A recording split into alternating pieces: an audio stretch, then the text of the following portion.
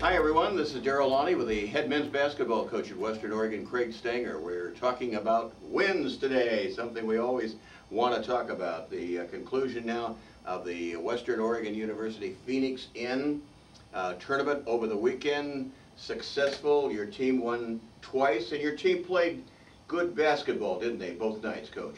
Well, we did. Coaches are never totally happy. We have a lot we need to work on, but energy-wise, attitude, effort, absolutely, we did a nice job this weekend.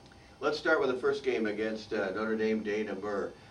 Your defense really frustrated them in the first half. Your zone trapping defense in the half court, I think you, if I remember right, created like 14 turnovers and got a bunch of points out of those turnovers. We did. Actually, we ended up the game with, I believe, 24 total, but we had 14 in the first half. That was definitely key. We were breaking down a little defensively, giving up some wide open shots, but fortunately we were able to cause enough turnovers that it really had them on their heels, and which was important because they're a very physical team, very half-court oriented, and we were concerned about that and what they'd be able to do inside against us, and so we felt we were able to control the tempo of the game with those turnovers. What was really interesting to me, Coach, was the fact that you put 5 players in double figures, and you don't see that often in college basketball. It happens, but not that often. But more than that, you had 2 guys score 9 points each, so an additional point for those 2 guys. You could have actually had 7 players in double figures, and that's unheard of. It is. I don't know if it'll continue, but really we do have a lot of guys that can contribute in a variety of ways. We may lack a superstar, but all of our guys play pretty well and pretty hard, and that's going to be key for our success this year, is for everyone to play hard, and that means we may have several guys at a time really displaying what they can do. All right, now let's jump ahead to Hawaii Hilo. What did you think about Saturday night's game? How'd you feel your team played? Again, I thought we played well. Hilo was a much different matchup, a more athletic team, not as big, but a very athletic, very quick team. And so I was concerned about spreading the floor on them and us not being able to contain their speed. And it was a problem for a while. But I felt our guys in the second half did a real nice job. You mentioned our depth and the ability for a lot of people to score. I think that was key, particularly late in the second half. Just the fact that we are playing so many players, we were able to wear them down. And then when it came time for good execution down the stretch, our guys were there to do that. Your team shares the ball, doesn't it? Absolutely, absolutely, and they feed off of each other. Now we still show some inconsistencies because we have a lot of new faces and some young guys, but they understand the importance of distributing and sharing the basketball, and so it's pretty fun to watch when they do that. Let's talk about your league a little bit and start with the team that played in this tournament with you, and of course you got to see them twice. You play them every year, St. Martin's. They had 2 impressive performances and one big in both their games. What did you think?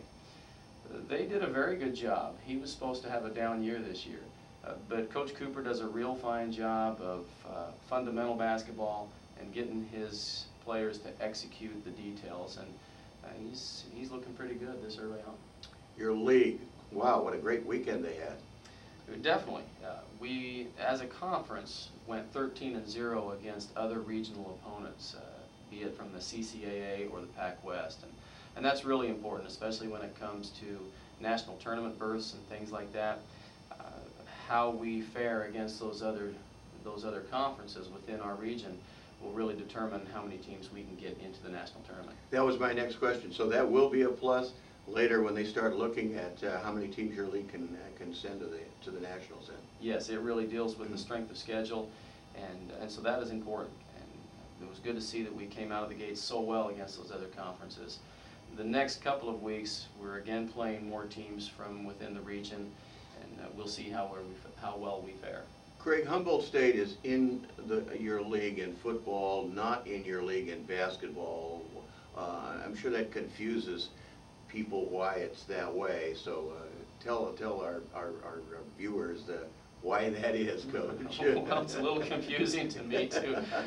Honestly, the biggest deal is there are not a lot of Division II football teams in the western United States, and so they have to draw them from wherever they can get them to form an alliance for our guys to play. Basketball is another matter. Humboldt State is from California. They're part of the California Collegiate Athletic Conference. They were formerly a part of our conference, but as football has diminished with a variety of reasons, they went back to the California Collegiate. We still play them on a fairly regular basis. We played them last year in their tournament down there. We were able to beat them. It was a wonderful game for our guys. And so Humboldt will be coming in looking to extract a little revenge on us, I'm sure, and they're very solid. They have actually 3 Oregonians on their team, 3 very good players that will have a major impact, and so they'll be a very tough opponent for us. Unlike football, where there are not any Division II teams seemingly west of the Mississippi, that's not true in your sport, is it? There's a lot of teams that you can play, for instance, and schedule in the future just out of the state of California. Yes, with the California Collegiate Conference and the Pac-West Conference are the other 2 that represent the West region for the NC2A. So roughly about 30 to 32 teams here in the western part of the United States, with the possibility of an additional conference of 8 or 9 teams also coming in. Family night tonight, or Wednesday night, and then coming up next week you have Scout Night. We should mention that.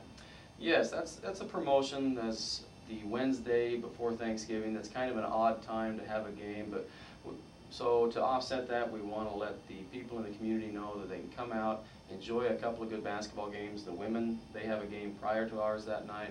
Be a good opportunity for them to come see some great college basketball, NCAA Division II basketball, and to have it be very cost effective. It's $10 for the entire family regardless of the size. So we just want to get some people in the stands and be able to see what we have to offer, which right now looks to be pretty good.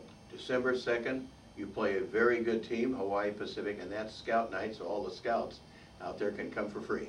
That is correct. If they show up in their scout uniform, whether Cub Scout, Boy Scout, Girl Scout, if they come in uniform, they are admitted free. And again, just to get the community involved and to see what we have to offer.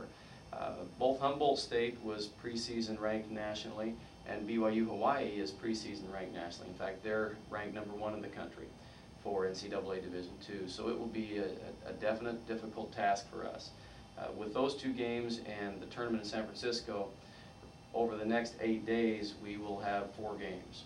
And so it'll be very important. You know, you talked about our diversity and our depth.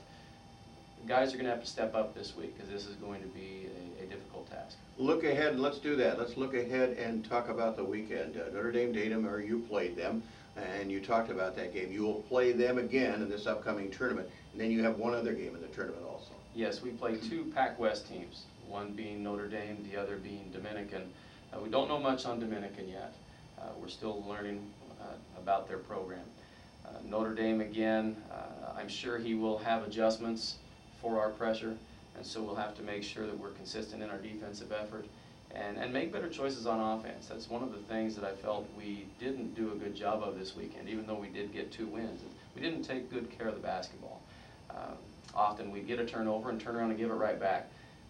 And part of that's just early season jitters, but we need to work a little bit better as a team to take care of the basketball and to get better execution on the offensive end. And that's going to be important against Notre Dame and obviously against Dominican, even though we don't know them very well yet. So, so it's not a fact of just playing games that we're going to have to keep practicing, huh, Coach? Yeah, unfortunately. All right. That's the head coach here at Western Oregon, head men's basketball coach Craig Stanger, and this is Darrell Long.